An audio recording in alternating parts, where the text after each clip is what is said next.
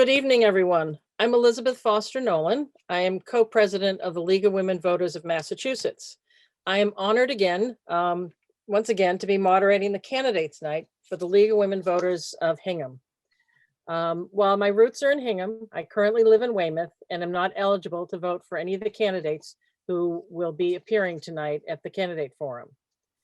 The League of Women Voters is a nonpartisan political organization for women and men which encourages informed and active participation in government.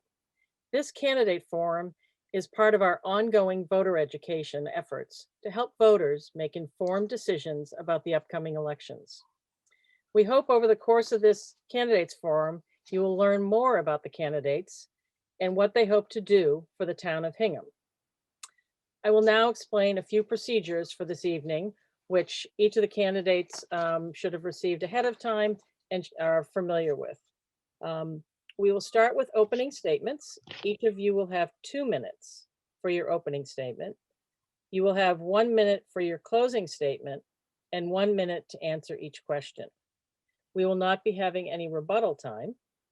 And opening and closing statements will be done in the order of ballot order for the opening statements, reverse order for the closing statements, and then random for the questions, and we will alternate, so each of you will get a chance to go first.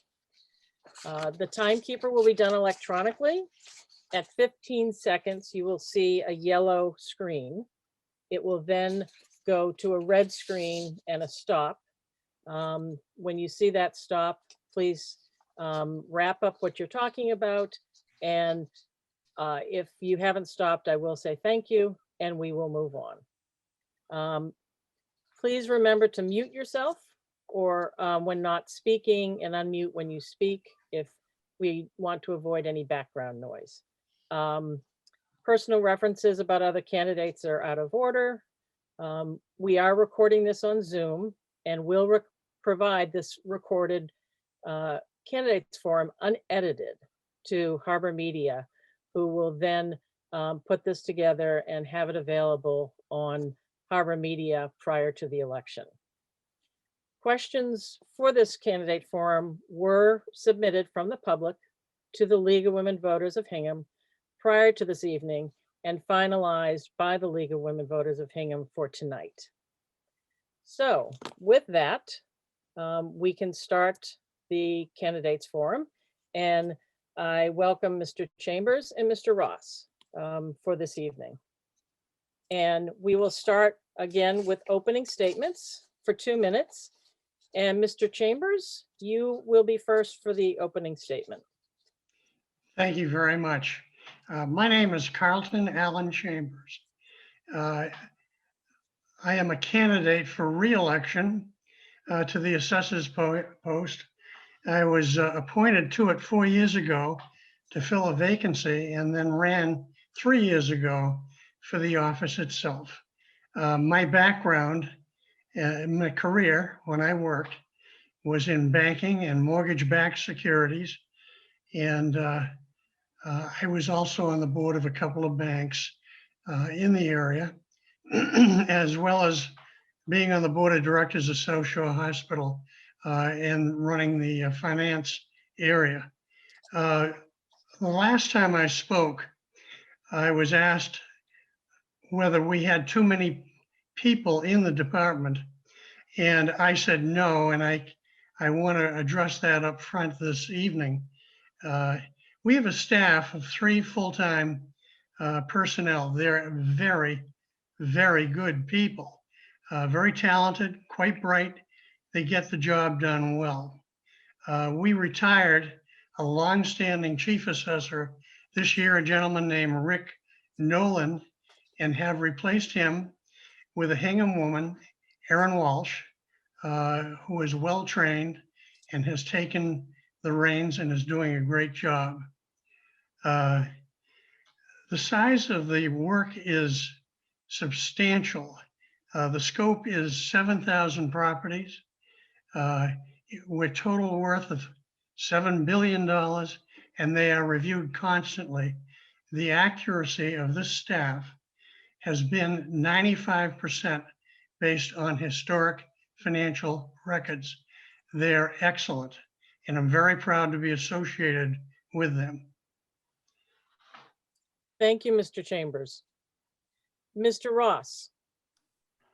Hi, thank you. Thank you for having us tonight. My name is Joshua Ross.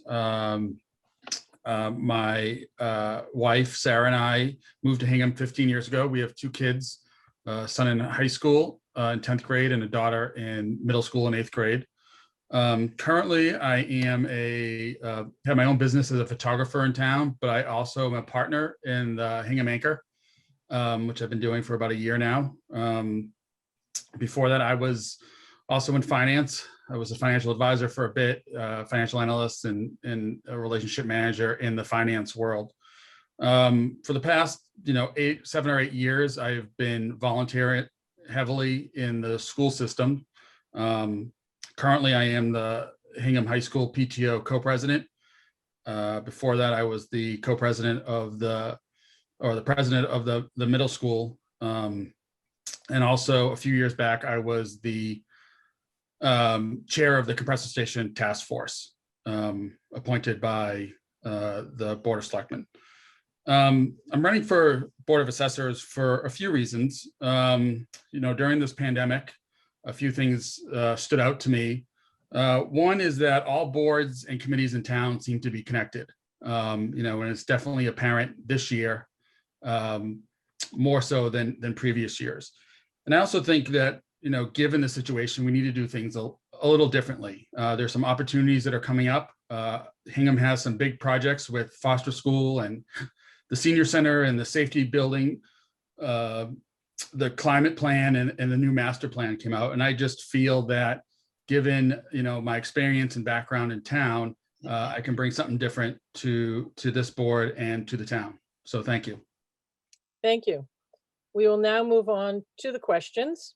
And Mr. Chambers, by lottery, you will go first for this first question. What do you see as the Board of Assessors' biggest challenges over the next 3 years? What steps do you propose to address them? The challenges that I see to the assessors group is, first of all, it's a passive group. It's a very interesting job. Our assignment is to determine and establish a fair value, and we don't tax. The value that we establish within the taxable properties, and there are 7,000 of them, there are 7,000 properties, and most of those are residential. We are facing some big spending issues coming up, and the town will struggle with that. It's very important that your assessors act fairly, with compassion, especially with the aging population, and accurately, so that the tax base can be established by the selectmen and the school committee. And we will do that. This is a very good group. Thank you. Mr. Ross. Thank you. So I think one of the big things that, the Board of Assessors and the town is facing is that what we've seen, even in a pandemic, the real estate market in Hingham is going through the roof. And this has been something that's happening over the last, 3 to 5 years. So I think one of the big things the Board of Assessors is going to have to do is, as Mr. Chambers said, fairly and accurately address the values of the increase in the value of homes, and how do we do that equitably, and to make sure, there are the appropriate circuit breakers in place so that, we don't push some of our citizens out of town who can't afford possible increases. And there will be, it's already been discussed that there will be some Prop 2.5 proposals put in place over the next couple of years. Thank you. What steps do you propose to address these challenges? And we'll just continue because it's a continuation with Mr. Chambers. One of the things we have to do on a constant basis is we have an aging population. By the way, we may be seeing a split in the increase in value in Hingham. Hingham's a very interesting, wealthy town. Its tax base has been mid-range to comparable towns. Compassion and concern for our aging population, that they get the opportunity to use the tools they're given, whether it's veterans benefits or whatever. We would apply those carefully and make sure that they are aware of them. I look forward to serving again on this committee and ask for your vote on May 22nd. Thank you. Mr. Ross. So I think, you know, one of the things that we can do is, and again, this is an interesting board because a lot of the meetings are held in executive session, and there's some proprietary information. And so, you know, one of the things I'd like to do, if elected, is to take a look at what other towns are doing, seeing if we can perhaps take some of their best practices. I know some towns reassess every 6 months instead of once a year, and I don't know if that will work. But I think trying to keep up with what the houses are going for or selling for, and what some of them are assessed at, is a challenge. And I understand that it's just a crazy market, but we are investing in this town, and we need to make sure that, you know, the assessed values keep up with that. Thank you. Next question, we'll begin with Mr. Ross. Knowing what an assessor can and cannot do, what qualifications do you bring to this role? So again, it's a very interesting question, because I understand that there is a certain amount of state training that you need to do and pass in order to be an assessor. So I think, you know, having the ability to study and pass tests are important. But I've been an active community member in this town for a very long time.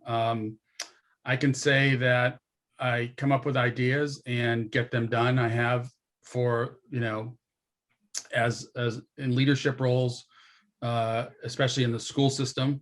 And I think I can, you know, bring that to this board. I don't know everything, but I do know, you know, that I have good ideas. I have good relationships with many of the other leaders in town, and work collaboratively with them currently, and continue to do so in the future. Thank you. Mr. Chambers. It's very important that we continue fairly. We do not have a split tax assessment system. In other words, commercial properties are assessed at the same level as residential bearing the brunt of the burden here in Hingham. And we should not change that, would be one of my things. Because if we did, we would drive an awful lot of small, very good retail businesses out of business.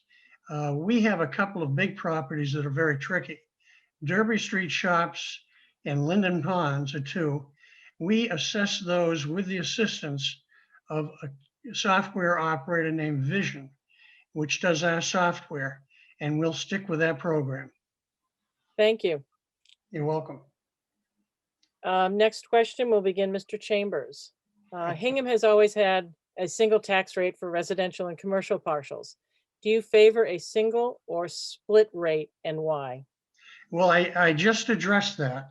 I favor the single rate for the simple reason the burden on an increase on commercial properties would drive a lot of very good small businesses out of town.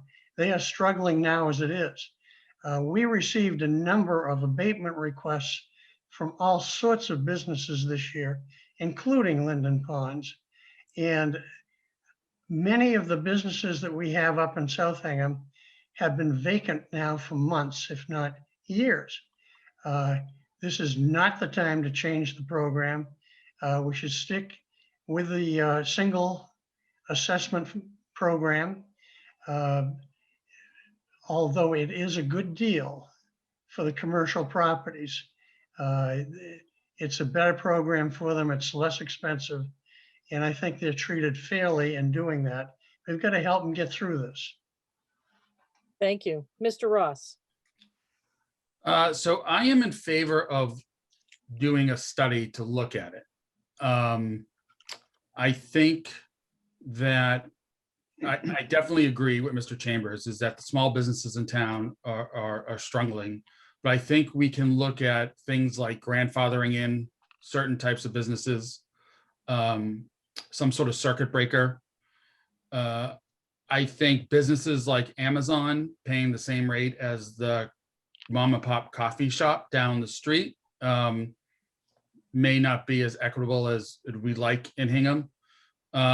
So I think we can look at it and do some studies on it. Hingham is very good at doing studies and researching things. I think it is time, and it usually takes a year or two to do these things.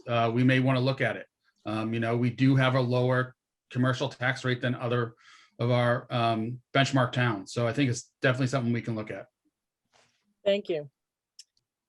And our last question, we'll start with Mr. Ross. The assessor does not raise or lower taxes or make the laws which affect the taxes for property owners. What factors should you consider when reviewing abatement requests to ensure that all are assessed fairly? So again, this is an interesting question because abatement proceedings are done in executive session. So I haven't had a chance to view or witness what goes on in those meetings. But I will say, I would assume that income and assets and presentation are all important when looking at how a property is assessed. I assume they look at comparable properties and comparable situations that they've factored in historically. I look forward to learning more about this process if I am elected. So that's about it on that. Thank you. Mr. Chambers? The abatement process is done in executive session for privacy reasons for the owner of the property. And they're probably not as exciting as you might think they are, but essentially we try to establish a fairness and we listen to problems. We do have provisions to assist those whose incomes are no longer what they were in the past. They're on retirement income. They can get a good price for the house if they sell it, but they really have no place to go if they sell it. So again, compassion, fairness, single assessment system. There is a big difference in the type of property owned by Amazon as opposed to Joe and Mary's coffee shop. And they pay the price, believe me. Thank you. We will now move on to your closing statements, which will be done in the reverse order of your opening statements. And just a reminder, your closing statements are 1 minute each. So we will start with Mr. Ross. Thank you. And I want to thank again the League of Women Voters for putting this night on. This is the second time I've participated in one of these, and they are always great and informative, and the questions are thought out, and I really appreciate it. I think the Board of Assessors is going to play a big part in the future of Hingham. It's mentioned a few times tonight. There are big plans ahead in Hingham, and we need as a community to figure out how to get a lot of things done and how to pay for it. one part of the equation is assessments on property. And this is both for business and personal. We've put the investment in town and we need to equitably and fairly assess what the town has. So I look forward to the election and hope for your vote on May 22nd. Thank you. Mr. Chambers. There is a wonderful history to this particular job, being an assessor. Hingham was one of the big participants in the Tea Party. And the purpose of the Tea Party way back pre-revolution was to establish no taxation without representation. We have a very good staff, a small staff who's covering a lot of properties. The elected officials, myself and two others, our job is to represent the citizenry in making sure that the taxes are applied equitably and fairly. That's my purpose. And I like the job. Please consider me when you go into the ballot box on the 22nd. Thank you. Thank you both very much. We appreciate you joining us this evening for this candidate forum. And I would like to thank the League of Women Voters of Hingham for sponsoring this, and to remind people and the voters who are watching this that please remember to vote on May 22nd, which is the town election. There is information on the town clerk's website about early and absentee voting and where your poll is located if you have any questions. So that is a good resource for you. Also, this will be on Harbor Media. So this people can watch this, and if they want to share that information with their neighbors, that would be great. And as a reminder, if you know somebody that needs to get to the polls, please offer them a ride. And as we always say with the League of Women Voters, please vote, and remember, democracy is not a spectator sport. So thank you very much. We appreciate your time this evening.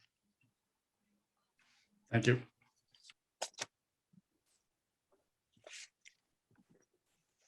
Christine, we all set? Yes, we're recording. Good evening. I'm Elizabeth Foster Nolan, co-president of the League of Women Voters of Massachusetts. I am honored to once again be moderating the candidates forum for the Hingham League of Women Voters. While my roots are in Hingham, I live in Weymouth, and I am not eligible to vote for any of these candidates. The League of Women Voters is a nonpartisan organization for women and men. It encourages informed and active participation in government at all levels. This candidate forum is part of our ongoing voter education efforts to help voters make informed decisions about the upcoming elections. We hope over the course of this candidates forum, you will learn more about these candidates and what they hope to do for the town of Hingham. I will now explain the procedures for this evening's forum, and so the viewers as well as the candidates are reminded. You will each have 2 minutes for an opening statement. You will have 1 minute for a closing statement and 1 minute for each question. There will not be any rebuttal time, and opening statements are done in ballot order. Closing statements are the reverse of the opening statements, and we will rotate for the question. So each of you have a chance to answer first. The timekeeper is electronic this year. So you will notice when it comes up that there will be a 15-second yellow screen, and then there will be a red stop screen. And I would just ask that if you're not quite finished, when you see the red stop, please finish up your thought. And if you don't stop, I will just say thank you and we will move on. Please remember to mute yourself when you are not speaking so we don't have background noise, and then to unmute yourself when you are speaking. We are recording this on Zoom, and we will provide the recording unedited to Harbor Media. They will then take the recording and combine them with the candidates forum so that this can be viewed together on the local media station for everyone. Questions for tonight were submitted by the public to the League of Women Voters of Hingham. The League of Women Voters of Hingham then looked at the questions and finalized them for the forum this evening.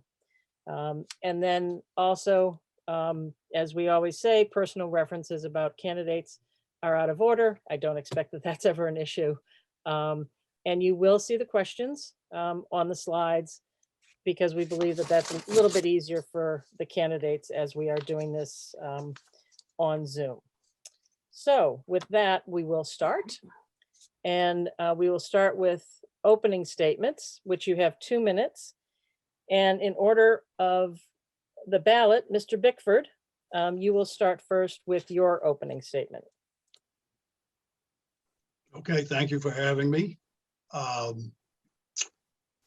2020 has certainly been a challenging year for the Board of Health, to say the least, and our Executive Health Officer, Susan Sarney. She's worked tirelessly to deal with the virus. And the board continues to work with businesses and sport teams and schools on contact tracing. Hopefully, our continuing effort will bring us back to somewhat normalcy soon. I want to give back to the town that has given me so much and maintain the high standards our forefathers have left us. From 1988 until 2000, I was a member of the planning board. And since then, I've been a member of the Board of Health. I've spent 33 years analyzing water flow, drainage, land use. My experience dealing with the mechanics of development, septic systems, and site plan review are essential in dealing with Hingham's inevitable expansion and growth. Over the years, I've contributed to protecting our aquifer and clean water supply with hard decisions made to mediate development. So I feel committed to protect Hingham's newly acquired Ware River water system. The board's future decisions will continue to reward our valuable resource. In summary, there are 3 reasons why I should be reelected. I have a thorough understanding of how the town works and what the town's experts expect of me as a member of the Board of Health. 2020, number 2, has prepared me for future unexpected challenges like we are dealing with now with COVID-19. And number 3, my 33 years of service demonstrates my commitment to the town of Hingham. Thank you. Thank you. Ms. Burwell, Yes. your opening statement. Hi, thank you for having me. My name is Johanna Burwell. I'm running for the Board of Health because I'm interested in serving the community. And as someone with experience of over 20 years as a nurse, I'm very well qualified for the position. First, a little bit about myself. I moved from Texas a little over 2 years ago to Hingham. I currently live in South Hingham with my husband and 2 boys. I received my master's of anesthesia and nursing from the University of Southern California and worked as a nurse anesthetist. More recently, I've worked as an elementary school nurse and a utilization review nurse, administering Medicaid in the state of Texas. Currently, I'm a stay-at-home mom, but I volunteer my time as a board member on the Hingham Pride Project, and I also volunteer as a nurse giving COVID-19 vaccines. I feel that our current climate, specifically our battle with COVID, has really magnified the need for understandable, reliable, valid information for all. My nursing career has made this a skill set I'm comfortable using no matter the age group. I look forward to adding to the great work the Board of Health already does by spotlighting issues such as accessible information, substance abuse, Lyme and tick bite prevention, concussion awareness, and normalizing bike helmets for all. One of the main reasons you should vote for me is I'm very comfortable relaying clear and concise information. That is something I would love to bring forward and highlight in the future when I'm on the Board of Health. Again, vote for me. I'm Johanna Burwell. If you're ready for energy for positive for change. Thank you for having me. Thank you, Ms. Burwell. We will now move on to the question portion. Again, you have 1 minute to respond. And by lottery, Ms. Burwell, excuse me, you will go first with the question. What are the greatest challenges you see for the Board of Health in the next 3 years? And what steps would you propose to address them? So the three challenges that I see for the Board of Health in the next 3 years, one include setting up a system of clear and concise information. And I have to go back to the coronavirus, the emerging virus, to talk about how we need to improve communicating with our community to all ages and making it accessible. People really, really have the need for reliable, valid, easy to understand information. So that's one of the challenges I see, learning how to reach all our residents. Some of the other challenges are with growth in Hingham. We have things like the school budget. We have things with construction. We include funding things appropriately, planning for growth.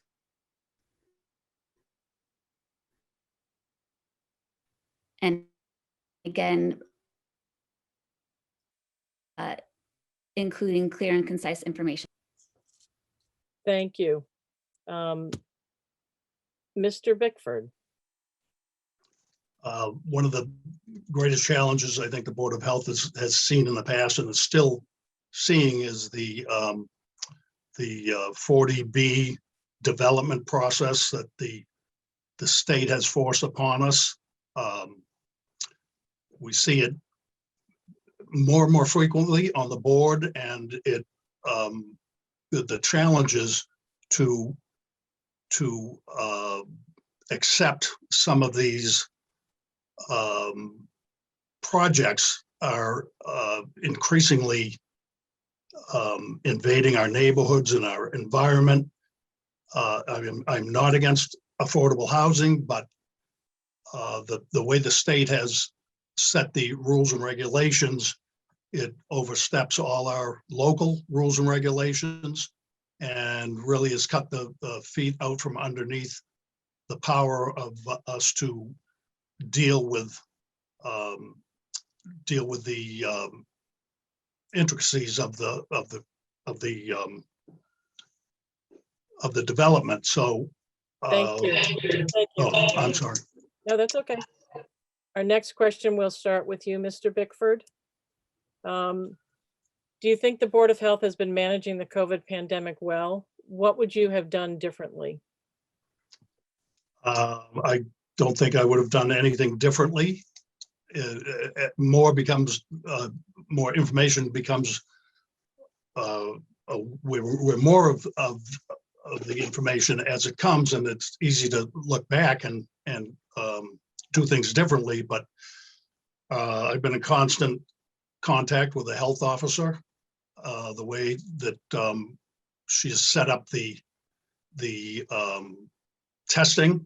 We opened up a testing site on Cushing Street back in January, and that was a huge boost to the town of Hingham. We've worked tirelessly to get vaccinations, but we haven't had the cooperation because of the privatization of the state. So I wouldn't do anything differently than what we've done. Thank you, Mr. Bickford. Ms. Burwell. I think that's a great question. I do think it's easy to comment in hindsight, looking back on what has been a difficult situation for all. I think the Board of Health has managed the emerging virus the best that they could. Some things that I would have done differently would have included more communication with the community that was clear and concise via the website, via social media. I would have loved to have seen some community discussions with some open Q&A for all members of the community. I also would have loved to have seen earlier bulk testing for COVID-19, immunizations for certain subgroups of our community managed through the Board of Health. But again, I do think they did the best with what was an emerging situation that was difficult as a community. And I think overall, we're moving into a better light. And I would just like to see more transparent communication moving forward. Thank you. Thank you. Next question and we'll start with Ms. Burwell. The Board of Health purview includes issues on residential development with regards to wastewater, septic, and sewage. As development continues to grow, what do you see as the greatest, I guess, what the Board of Health can do regarding the process of evaluating applications that come in? So I have to say because my background is in community health nursing and nursing as a whole, the septic system wastewater runoff is not something I'm strong in. Fortunately, the Board of Health does have other members that I would look to for guidance while I would be in the learning process. So I don't feel that this is an answer I can adequately answer until I'm elected into the position and I can learn and grow and quickly apply what I know. I do know that my career as a nurse has taught me how to use critical thinking skills, how to apply them, and how to pivot quickly. I'm very used to changing situations. And so if there is a need for the process of evaluation of applications to be changed, I'm ready to review that and grow with the board as a group. Thank you. Mr. Bickford. Well, we've already started with the residential developments that we allow to have shared septic systems. That's one way that we're dealing with the growing development in town.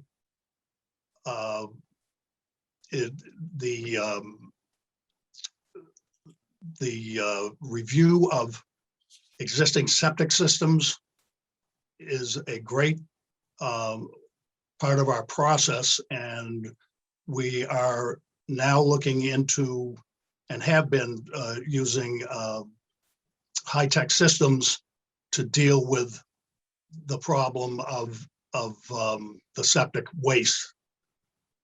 We do encourage the recharge in the water system for all these new high-tech systems and encourage them.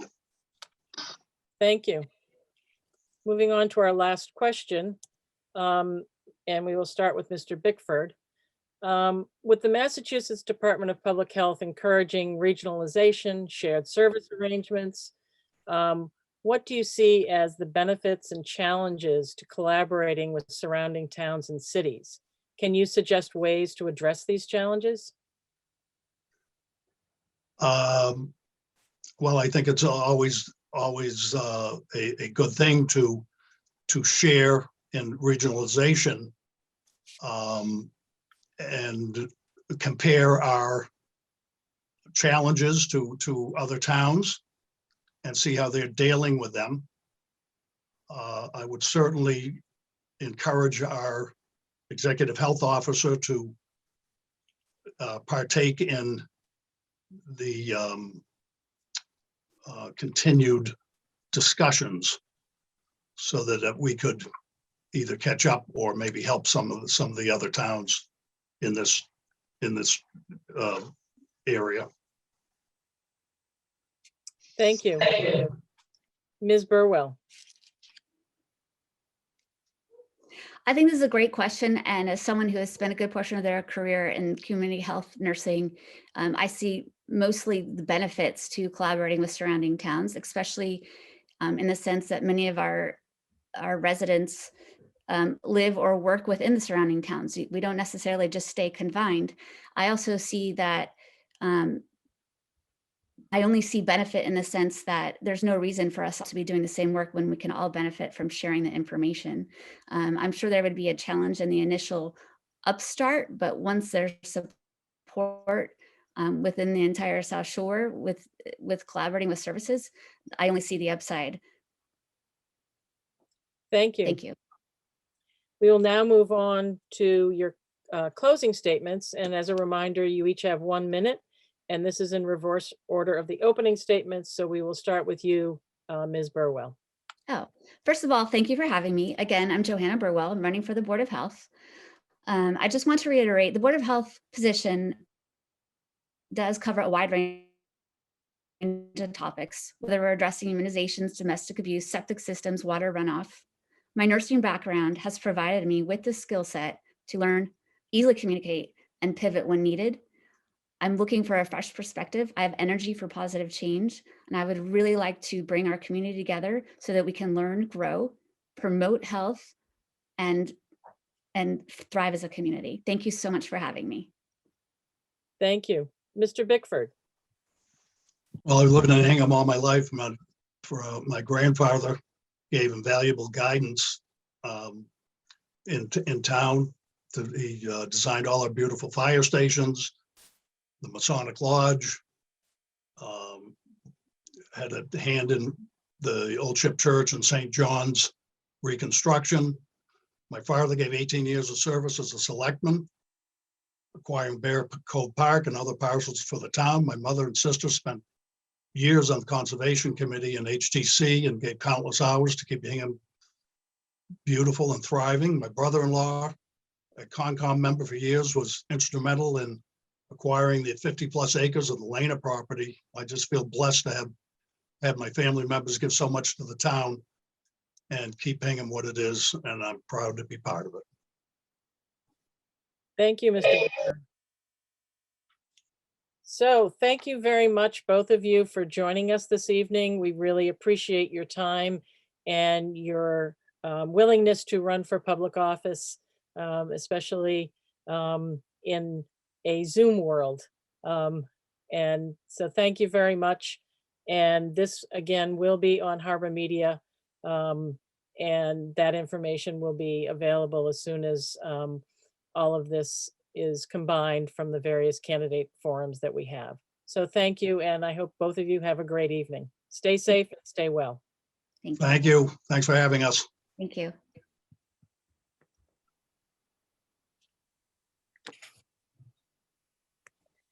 Good evening. I'm Elizabeth Foster Nolan. I am co-president of the League of Women Voters of Massachusetts. I am honored once again to be moderating the candidates night for the League of Women Voters of Hingham. While my roots are in Hingham, I currently live in Weymouth and am not eligible to vote for any of the candidates this evening. The League of Women Voters is a nonpartisan political organization for women and men, which encourages informed and active participation in government at all levels. This candidate forum is part of our ongoing voter education efforts to help voters make informed decisions about the upcoming elections.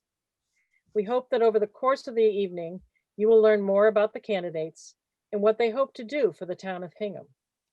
I will now explain some of the procedures that we have, which were provided to the candidates ahead of time.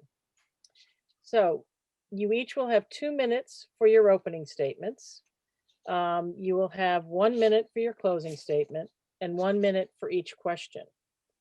The opening statements will be done in the order in which you appear on the ballot, and the reverse will be for the closing statements.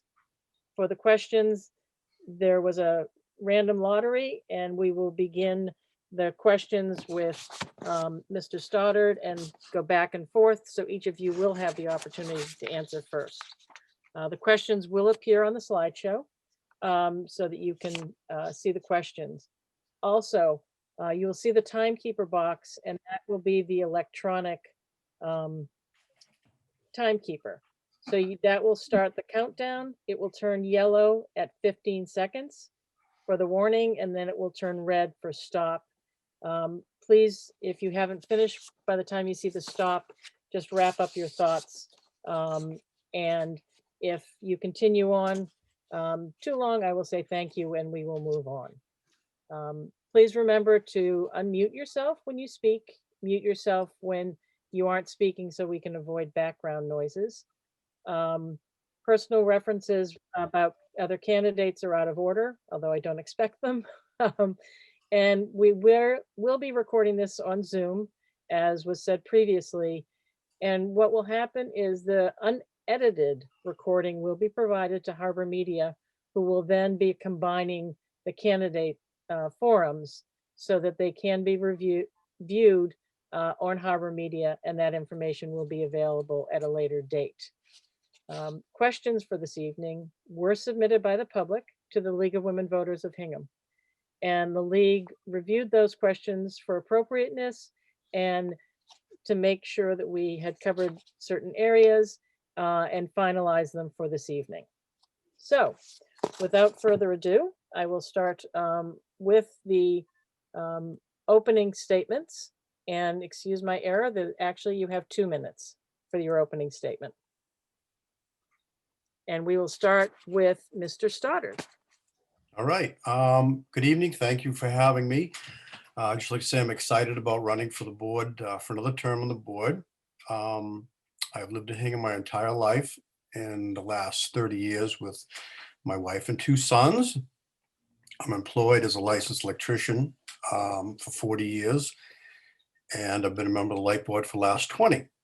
I supported various endeavors to make the town's electricity more carbon-free and more affordable to residents. I've supported the clean energy bill, LED streetlights, and MLP solar program, just to name a few things that I've been involved with. Thank you, Mr. Stoddard. Ms. Burns. Well, as always, thanks to the League for hosting this great event. The job of the Hingham Light Plant has been to keep the lights on at reasonable rates, and they've done a great job for over 125 years. Our light plant is well managed and customer satisfaction is high. So maintaining that history of success is job one, and I'm dedicated to that. I'll be working on reliability, affordability, and sustainability. The light plant is facing some choppy waters ahead. Last month, Governor Baker signed a bill committing Massachusetts to drastically reducing our carbon emissions, and quickly. The light plant will have to play a key role in leading Hingham to meet this challenge for 2 reasons. First, when we stop using fossil fuels directly to drive our cars and heat our homes, we'll be switching to electricity, and demand is going to soar. We need a plan for that. Secondly, we have to switch to carbon-free power sources if we're going to do our part for carbon reduction. We need a plan for that. The light plant has taken some steps in the right direction, but we need the light plant to develop a plan to reduce carbon emissions, and also a comprehensive plan of public education and assistance to help customers make the switch in their own homes and businesses. These discussions are not happening on our board. Some municipal light plants have already taken up this challenge. I suggested the light plant make such a plan over a year ago, but there's been no action, not even a discussion.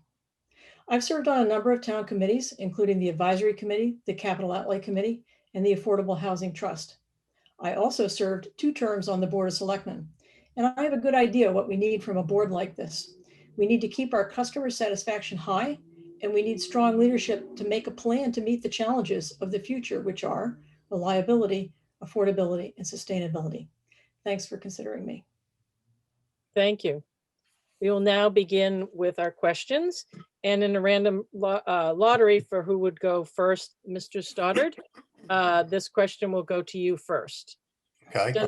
Does the town need an additional substation? If so, what factors should be considered in siting? Absolutely, we do. I think we did end up with a site at the transfer station. The new substation is some of the equation. The rest of it is upgrading what we have. Maybe going to a higher voltage to 25,000 versus 13.8. And upgrading wire size, transformers, underground overhead conductors. It's going to be a huge, I think, a huge endeavor for Hingham Light to do that. And we're in the process of getting permits for substation and everything to go with it. So I think we're on the right road with that. But is it going to be a huge endeavor to do that? Definitely, it's going to be huge. Thank you, Mr. Stoddard. Ms. Burns. So yes, we absolutely do need this proposed substation for redundancy in case of an outage and for new capacity, and including all of the transmission upgrades that John referenced. It would be paid for through electric rates, no impact to the town budget. It was proposed to come before this town meeting, but unfortunately, The selectmen did not support it. They need detailed information to take a project to the bond market and sell it, but they heard about it very late. And when the light board or the light plant presented it to them, they weren't even given a single piece of paper describing the project. And so they asked the light plant to please have a meeting with the residents, which is where the siting issues come up. I'm not convinced that there's been no public view of the siting process. I don't know what areas they considered and what areas they didn't. So I feel like we need to go back to the drawing board and take a look at the sites and the project and how we get it through town meeting next year. Thank you. Question 2, we'll start with you, Ms. Burns. Do you think the light board is doing enough to expand energy alternatives? If so, what is it doing? If not, what would you like to see? What would you like to initiate? So the light board and the light plant as a whole has been in the position for several years of saying, we will buy renewable energy whenever it's appropriate, wherever we can find it. And they've asked Energy New England, who is the consortium that find contracts to find renewable energy for them, and that is ongoing. But it's pretty much, we sit back and wait for them to bring us something. And what I would like to do is ask Energy New England to come to the light board and explain to us, since they are the people who help us find the energy to buy, how are they going to get us, or how are they going to help get us to the Massachusetts goal of net zero carbon emissions by 2050. And this is just what I mean by a plan. I think that we could do more than just wait for something to come down the pike. We need to work directly with Energy New England to make a plan for how we're going to get there. Thank you. Mr. Stoddard. As of February of 2021, we're at 58% carbon-free power, which we buy. We did this on our own too. We're not compelled to the state at any level right now. But they're requiring us to beat 50% at 2030.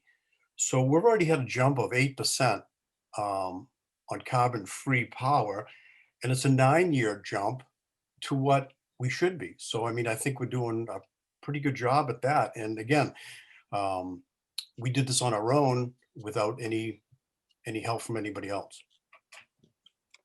Thank you.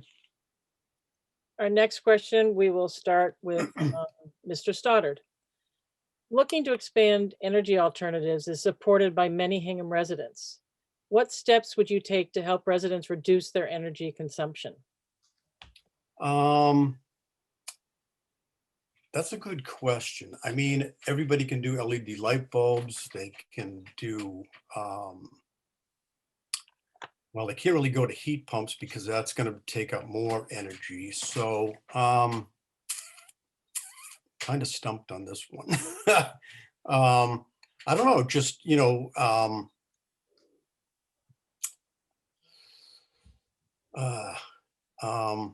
I don't have an answer for that. I'm sorry. Okay, that's okay. Ms. Burns.